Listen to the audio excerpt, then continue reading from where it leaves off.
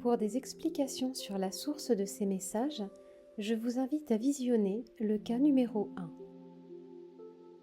Le triomphe de la vie, cas numéro 4. Nom, Maria Teresa de Sena Melo. Âge, 17 ans. Cause du décès, méningite. Nous présidions une réunion auprès de Chico Xavier à Uberaba le 18 janvier 1975 sous l'orientation de notre bienfaiteur spirituel, le docteur Betzera de Menezes. Au cours de cette séance, la jeune Maria Teresa, décédée d'une méningite le 10 août 1974, écrivit une lettre émouvante à ses proches. Grâce à la générosité de sa famille et de notre sœur Zahira, nous avons pu recueillir les saisissantes données que nous allons présenter ci-dessous. Il est à noter que, d'après sa famille, et bien que son nom s'écrive avec un S, elle signait toujours avec un Z, conformément au message reçu par le médium Chico Xavier. Née dans la ville de Tupa le 5 décembre 1956, Maria Teresa était la troisième fille du couple. Scolarisée à Pederneiras dans l'état de São Paulo, au collège Sagrado Coração de Jesus, elle a ensuite intégré le collège Immaculada Conceição à Florianópolis dans l'état de Santa Catarina, où elle a terminé son cursus primaire. Puis elle est rentrée au lycée São José de Bourão. L'année de son décès, en 1974, elle préparait un concours d'ingénieur. Pendant toute sa scolarité, elle s'est distinguée par sa responsabilité, sa discipline et son intelligence, ce qui lui a permis d'obtenir plusieurs bourses d'études. De compagnie affable, toujours souriante, sobre de nature et d'apparence, elle savait se faire des amitiés et les honorer. Le message. Cher papa, chère maman, je vous tends mon cœur pour demander votre bénédiction, et je prie Dieu de bien vouloir tous nous bénir. Je ne me reconnais pas encore totalement moi-même. J'ai l'impression de rêver. Si quelqu'un m'avait dit qu'un jour j'écrirais comme je le fais actuellement, je ne l'aurais jamais cru. Nous sommes ensemble, bien que nous ne le ressentions pas. Je vous vois et vous ne pouvez pas m'apercevoir. C'est drôle. Il est si difficile de dire ce que l'on peut ressentir dans les circonstances qui sont les nôtres. Néanmoins, grand-père Géroncio m'aide à écrire. Il me dit que nous avons enregistré tout ce qui nous est arrivé et que nos larmes, celles du cœur, ressemblent à des miroirs miniatures qui nous renvoient l'image les uns des autres parce qu'elles reflètent nos sentiments les plus purs. Papa, je te demande tendrement de te souvenir de moi avec la certitude que je ne suis pas morte. Tu as juste perdu une photo, la photo des éléments physiques avec lesquels on m'identifiait dans ce monde, seulement cela.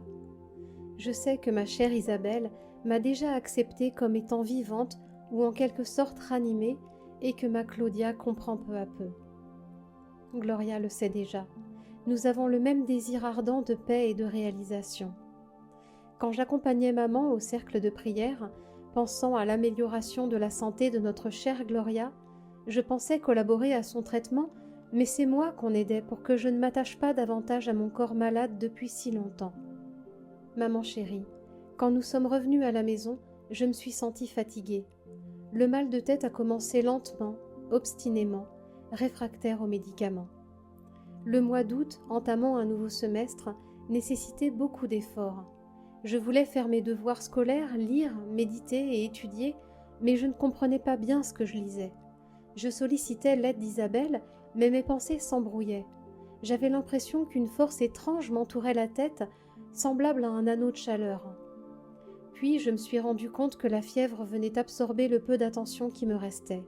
Alors pour être franche, j'ai essayé de prier par peur de ce qui m'arrivait, mais je n'y arrivais pas. Je me suis souvenue des prières de mon enfance à Pederneiras et je désirais remonter le temps, joindre les mains et demander la protection divine, mais j'ai été peu à peu entraînée dans un rêve. J'avais une vague impression de ce qui se passait autour de moi. Mesure du pouls, quelques mots sur ma santé et votre effort à tous pour m'encourager à être forte. Ensuite, maman, j'ai vu qu'on me transportait. Je voulais voir autour de moi, savoir si c'est papa qui m'avait pris dans ses bras et si c'était bien ses mains qui me soutenaient. Toutefois, et même encore aujourd'hui, je ne sais toujours pas qui m'a portée. Je me souviens, maman, d'avoir entendu tes paroles de foi en Dieu, et je me rappelle qu'Alice et que Zelma nous accompagnaient. Je ne voulais pas être séparée de vous, ni partir de la maison pour être soignée ailleurs, mais j'ai entendu que tu as dit « Va avec Dieu, ma fille, Jésus te protégera ». Qui, sur terre, peut connaître la valeur des mots sortis d'un cœur maternel ? Je me suis résignée. Il n'y avait plus que le silence. De mes différents sens, seul l'ouïe fonctionnait réellement. Je n'ai rien vu de mon nouveau lit, j'ai juste remarqué que seules de fortes injections médicamenteuses pouvaient me procurer un peu de répit. Et mon repos a continué jusqu'à ce que je me retrouve comme dans un rêve. Les filles pleuraient, ta voix et celle de papa étaient pleines d'amertume. Je voulais crier, vous dire que j'étais ici, avec vous tous, et qu'il n'y avait pas de raison de pleurer. Je me croyais dans un cauchemar. Tout me semblait nébuleux et je n'arrivais pas à organiser mes pensées. C'est alors que grand-père Géroncio m'a prise dans ses bras et m'a cajolée en m'expliquant que, pour moi, la vie avait changé. Ah maman, je ne peux pas te dire que ceci fut naturel pour moi. J'ai beaucoup pleuré et j'ai mis beaucoup de temps pour accepter. Une nouvelle hospitalisation, entre parenthèses dans le monde spirituel, a été pour moi la source d'une véritable bénédiction. Petit à petit, je me suis rétablie.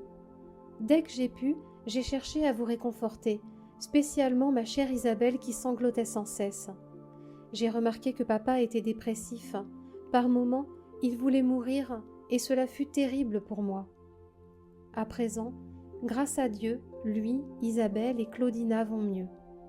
Ma méningite foudroyante terminée, je peux, dans la mesure du possible, redevenir votre fille reconnaissante. Je suis protégée par notre sœur Louisa et par le père Joao qui ont été pour moi 2 amis de chaque instant. Je vous prie de ne plus pleurer. Chère Gloria, la vie c'est le savoir et le cœur. Plus le cœur que le savoir, je crois. Quand tu le peux, aide les moins fortunés. Tu le sais, pour ce qui est de la paix et de l'amour, le monde commence juste à se construire. La terre de bonté attend de nouvelles semences. Chère sœur, quand vous le pourrez, travaillez au bien général. Je ne peux pas demander à papa un changement radical de comportement. Papa a beaucoup lutté et il faut le ménager. Il croira en ce que je dis à sa façon et quand il le voudra. Mais vous, unissez-vous autour de maman et continuez avec la vigueur de votre foi à accomplir tout ce que vous pouvez en faveur de ceux qui souffrent plus que nous. Je remercie cette chère Déa et cette chère professeure Maria Aparecida pour les paroles d'amour et de tendresse qu'elles m'ont adressées. Cela m'a beaucoup touchée. Pardonnez-moi pour la longueur de cette lettre. Merci à notre sœur Zahira pour le bien qu'elle nous a fait. Ici, le frère Gabriel est un missionnaire du bien qui l'épaule en tout. Papa, maman, je ne sais pas pourquoi, mais écrire m'a épuisée. Grand-père m'explique que j'ai encore besoin de repos pour faire face à mes émotions. Isabelle, Gloria, Claudia et Zahira et tous nos amis, présents ou absents, recevez de mon cœur reconnaissant un tendre baiser fraternel. Je suis toujours auprès de vous, de tout mon cœur. Maria Teresa. Maman, cette lettre est le résultat de l'aide que je reçois. Un énorme bisou de ta fille à qui tu manques. Maria Teresa. Message reçu à la communion spirite chrétienne d'Uberaba par le médium Francisco Candido Xavier le 18 janvier 1975. Commentaires et signes d'authentification. 1. Geroncio Pereira de Melo est le grand-père paternel décédé à João Pessoa dans l'état de la Paraíba. 2. Isabelle Catarina de Sena Melo est sa sœur. Elle est ingénieure. 3. Claudia Eugenia de Sena Melo est sa sœur. Elle est étudiante. 4. Gloria Cristina de Sena Melo est sa sœur. Elle est étudiante.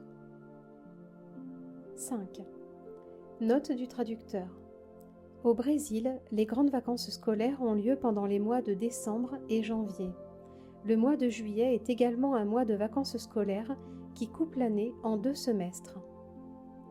6. La famille a habité à Pederneiras, dans l'État de Sao Paulo, dans les années 1960-1965. Maria Teresa allait alors à l'école religieuse. 7. Maria Teresa a été transportée par un ami de la famille qui était passé à la maison peu après la première convulsion, tandis que son père était à la recherche d'un médecin. 8. Alice Alves da Silva est une amie de la famille. Elle dirige le centre spirit Irma Catarina à Boro.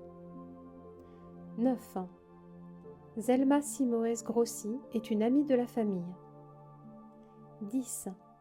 Note du traducteur: Claudina est le diminutif de Claudia en portugais. 11.